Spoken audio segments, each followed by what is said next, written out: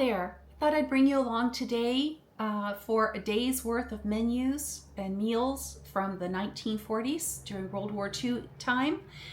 These will be American recipes, so a little bit different from what might have been available in Europe, but similar in many ways, and I can maybe point out a few of the differences that would have been necessary there. Anyway, the meals that I'm doing today are from Coupon Cookery by Prudence Penny. It says here, the new book of ration revised recipes and menus, including a handy, changeable table of point values for all foods. So we did use the point systems to buy canned foods and a lot of other items. We did have rationing here, not as dire as in Europe, because we did not have to slaughter so many cattle and chickens. We still had milk, we still had different forms of dairy, cream, we still had more eggs. Part of what the United States did in its war effort was to powder a lot of eggs and milk and send them over to Europe as part of the Lend-Lease program. So we were helping to make sure the homemakers in Europe had still some milk and eggs, but they weren't fresh shell eggs like I'm going to be showing you today. And also we're going to make a dessert today that's an easy and delicious refrigerator cake, and it has heavy cream in it, which wouldn't have been available really for the Allies in Europe. So these are American recipes, but they're still a lot of fun and very delicious to have for today. And these are authentic. I'm taking these from a suggested daily menu for breakfast, lunch, and dinner for 2 people out of Coupon Cookery. And breakfast is going to be half of a chilled grapefruit, scrambled eggs with toast, shredded wheat with milk, and coffee. So we're going to get started on that first. I'll show you that. And then I'm going to be making something for lunch using a leftover from dinner last night. And I'm also going to be setting up our refrigerator cake because it needs to chill during the day until dinner time. So let's get started. Here is the breakfast from 1943. So the first thing is half a chilled grapefruit.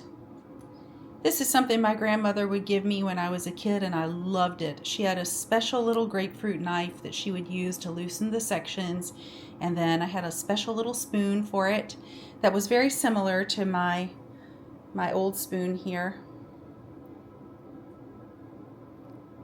that my grandmother gave me. And she would always sprinkle a little bit of sugar on my grapefruit. And the grapefruit then were different. They were smaller than this one, and they were golden yellow. They definitely were not the ruby red. They were pretty tart, but they were good. And then the next part of this breakfast is shredded wheat with milk, and then scrambled eggs with toast, and of course coffee, that precious thing, commodity that we all mostly love. And it could only be grown in America in the Hawaiian Islands. So it was definitely not the easiest thing to come by during the war. It was most definitely rationed here, like probably everywhere. This is breakfast. As soon as I finish, we'll get started on the prep for lunch and dinner. So I've had breakfast. It was wonderful. It was very filling. It would have been great for people having to do war work or work on a farm or whatever. So definitely is a meal that was designed to give energy for people during the war. And now I'm going to do one little bit of prep for lunch. That will be later. And this is for rice pudding. So it was very important for homemakers to not waste anything and to use up whatever they had left over. This was a great way to use up that last little bit of rice. So let me move the camera here so you can see what I'm doing, and I'll show you how to make this 1940s style rice pudding. So Here I have a medium saucepan, and I'm going to put in it 1.5 cups of already cooked leftover rice. And then I'm also going to add 1.5 cups milk.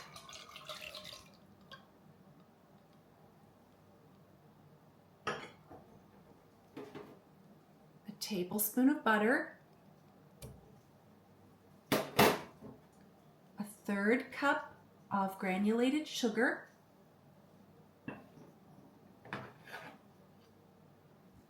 1/2 teaspoon cinnamon. 1/4 cup of raisins, and the zest of 1 lemon. This would have been impossible to get in Europe, really. Lemons were unheard of unless people had contacts, connections with people who worked in areas where tropical fruits could be grown. So all I'm going to do is mix this together and simmer it on very low heat. Let it gently absorb, let the rice gently absorb and slowly absorb all of the milk, and let the flavors melt, and that'll be it. All I'll need to do at the end is to add the vanilla extract. So this calls for a teaspoon of vanilla extract, and that's it. So before lunch, I'd like to get one other thing done besides the rice pudding, which is the mandarin orange refrigerator cake. It's very simple, it only takes a few ingredients. So what we have first are a couple of sleeves of graham crackers. So you need several sheets. I don't know exactly how many, it's going to depend on your dish. And then you need 2 cups of vanilla pudding. And what I use is an instant pudding mix. So it's 2 cups of milk and one, I think it's 3.4 ounce box of vanilla pudding. You could make your own any way you want to do it. And then you need 2 cups of heavy whipping cream with 1/2 cup of confectioner sugar or icing sugar. And you're going to take 2/3 of that and leave it here. We're going to mix the pudding with it and fold it together. We're going to reserve 1/3 of that whipped cream for the topping for the cake. And then you're going to need about 30 ounces, 2 large jars of mandarin oranges, well drained. And if you want to garnish the top of your refrigerator cake, you need to set aside maybe 8 to 12 slices that look really pretty for the topping. And that's it. So let me move the camera down and I'll show you how we assemble this. First, I'm going to take the 2/3 of my sweetened heavy cream. I'm going to add the vanilla pudding to it.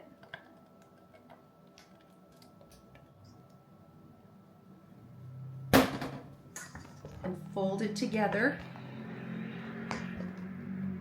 trying not to completely deflate the cream.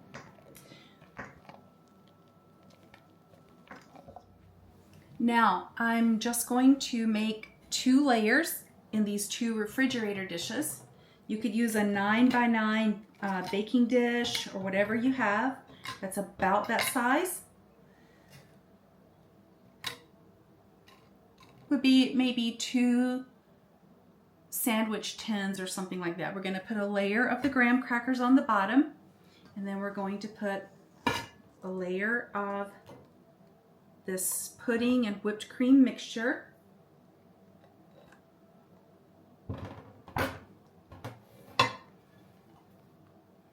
The important thing here is to get the graham crackers completely covered. And if you like more of the graham cracker, if you want more of that flavor, you could put more. You could crush them. You could also use vanilla wafers. So you have options for how you like yours. But the reason these refrigerator cakes work is because the pudding and whipped cream mixture soften the crackers until they become like a cake texture. So then I'm going to take part of my mandarin oranges, I'm going to scoop them over. Make sure they're distributed here. And then we're going to put another layer of the crackers on.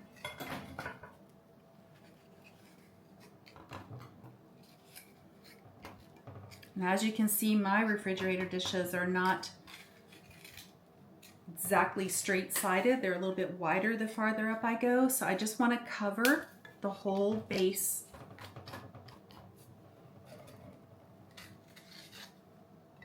of this layer with the graham crackers.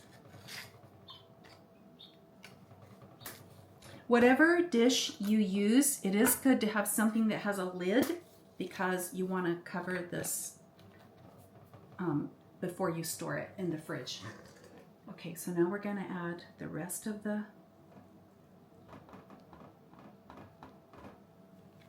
pudding and whipped cream mix.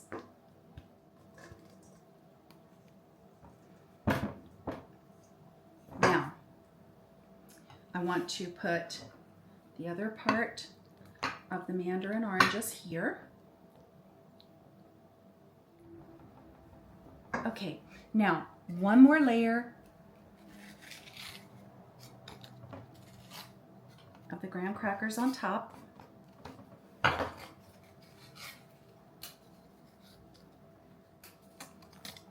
Okay, this has worked out to be just exactly what we would call 2 sleeves of graham crackers here. I don't know how these things are packaged in other countries, so all I have any experience with are the ones here. So we can buy a box with 3 sleeves, and this is 2 of the sleeves. Maybe about 12 of these 4 sets of graham crackers, if that helps. And then what we're going to do on top is just put the reserved whipped cream that we set aside that didn't have the pudding mix in it.